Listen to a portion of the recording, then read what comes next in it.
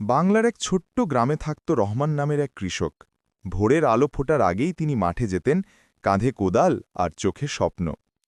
কিন্তু সেই বছর আকাশ যেন তার সঙ্গে রাগ করেছিল। বৃষ্টি হচ্ছিল না, ফসল শুকিয়ে যাচ্ছিল, জমি ফেটে গিয়েছিল। তবুও রহমান হাল ছাড়লেন না।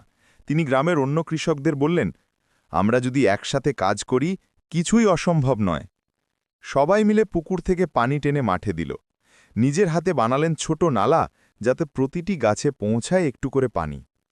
কয়েক সপ্তাহ পরে মাঠ আবার সবুজ হয়ে উঠল। ধানের শীষে হাওয়া দোল খাচ্ছে, পাখিরা ফিরে এসেছে। রহমান হাসলেন, তার চোখে জল, কিন্তু সেটি আনন্দের জল। ফসল কাটার দিনে রহমান বললেন, মাটি যদি ভালোবাসা পায়, সে কখনো খালি হাতে ফেরায় না।